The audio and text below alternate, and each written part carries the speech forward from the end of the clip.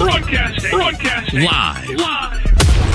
From the chicken wing capital of the world, Buffalo, New York.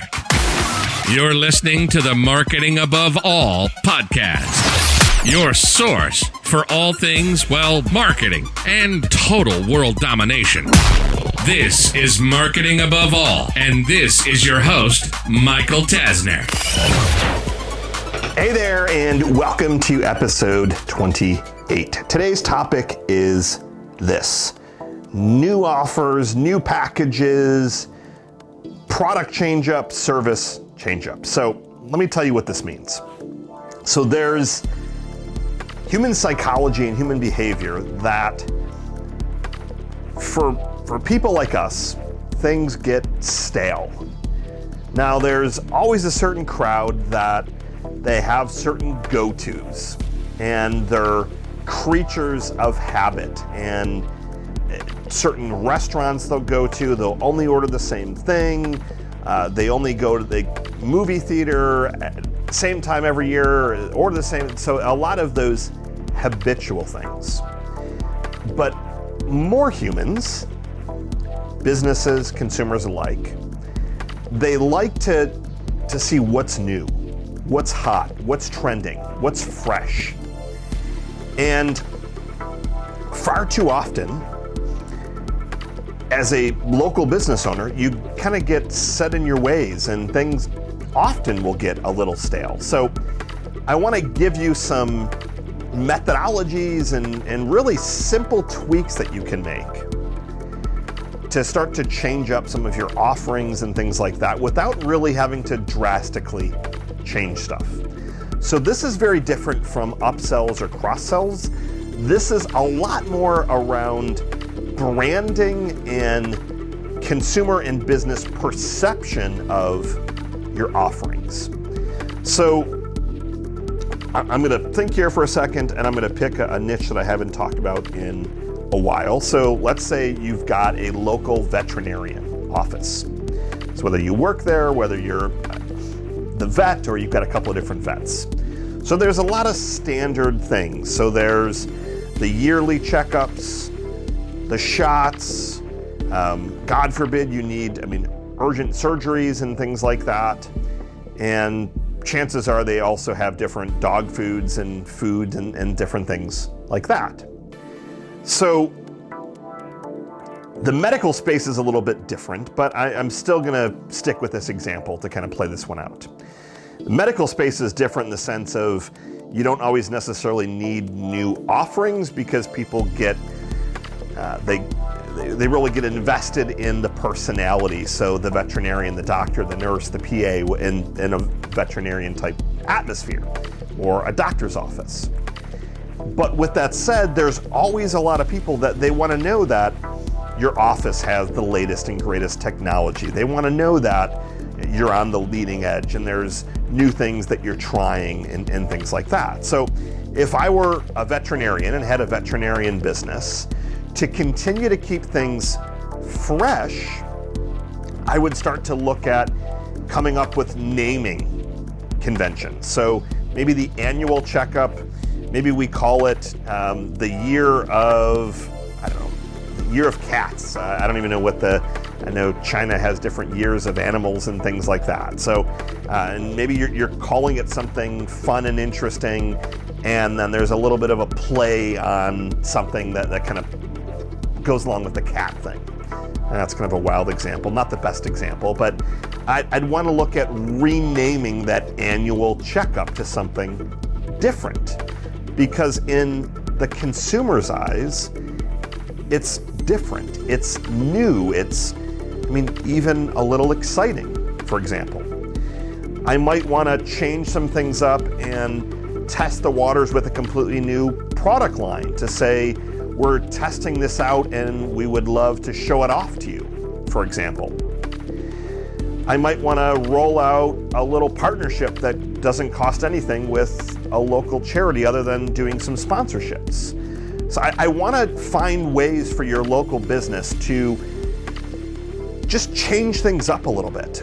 If you're a laundromat, for example, and someone's coming in, they're doing your laundry, And so, well, how could you change that up? What if you were to, and these aren't just product extensions, this is more of, again, the branding play.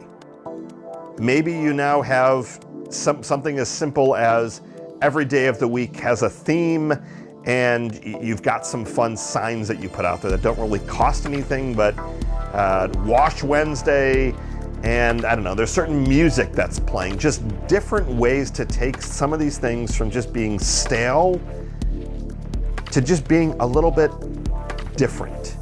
If you're a business coach or a consultant or an accountant, something where you're servicing B2B in more of a coaching service capacity, instead of offering consults, maybe you call them profit assessments. I have something that we call an enrollment acceleration session. And it's just to change things up a little bit, separate yourself from the pack. So that's part of what we're doing here, but it's more so, I just read lots of surveys and feedback and things like that. And one of the words that often comes up is, in more ways than not, it is stale. So you've got to start thinking about renaming things, rolling something a little bit different out, offering programs, bundling things. It just, again, starts to just change things up a little bit. And the perfect example is the food space. Most of the stuff that you're buying is literally just been repackaged or renamed. It's not necessarily new and re-engineered. It's a marketing play where they're playing on the emotions and your logic a little bit, where you're seeing a bag of chips and maybe it's new and improved is slapped on the label. And it really isn't new and improved other than the label has changed. Or they're renaming something and it's a new formulation. The packaging is different. It's just changing stuff up ever so slightly. Now, I'm not saying throw your entire business out the door, but what I'm saying is that you've got to distance yourself a little bit from the day-to-day, because you get so ingrained in you're just the same thing, the same thing, the same thing, the same thing. So it doesn't mean that your day is exactly the same, but you get into that habit of, so you're a local business providing oil changes. Rename it. Maybe it's the oil change car service and you're just offering a little extra bundle thing there to make it just a little bit different. Or even literally just as simple as renaming and just branding something a little bit differently. Just trying some different things out. And especially as the new year is closing in upon us, take a look at the names that you've got of things. Take a look at the programs that you have. What else can you do to just pivot a little bit? Change it up a little bit. Get a restaurant, try something different. Try to have themes during the week. Or maybe you've got, I don't know, Wing Wednesday, for example. If you supply wings, and you're gonna have a new flavor every single Wing Wednesday. It's not going to cost you anything different. You're getting people in to try it, and it's just that freshness. You're going to attract people on a more regular basis that might not have came as frequently because they want to see what's new and exciting and fresh. I mean, marketing people, for example, there's so many tactics that work extremely well from a marketing standpoint, but we always want to know what's the latest and greatest thing, because that's just how our brains are wired. And consumers and businesses alike, they want to know that they're getting the latest and greatest stuff. And you can do that by not having to necessarily have the latest and greatest stuff, but at least changing the perception. And you do that by a little bit of different branding, product placement, and things like that. Hope this has been helpful. If you have any questions, comments, thoughts, ideas, please feel free to leave them in the box here. You can also visit marketingaboveall.com. I'm off for today. I'll look forward to seeing you back here tomorrow. Good morning, good afternoon, and good night. See ya. Thank you for listening to this episode of Marketing Above All. Now get out there, make a change, and take some action. Don't forget to leave a 5-star review and tell all your friends this is the greatest marketing podcast ever. Ever. Ever. We look forward to seeing you here tomorrow.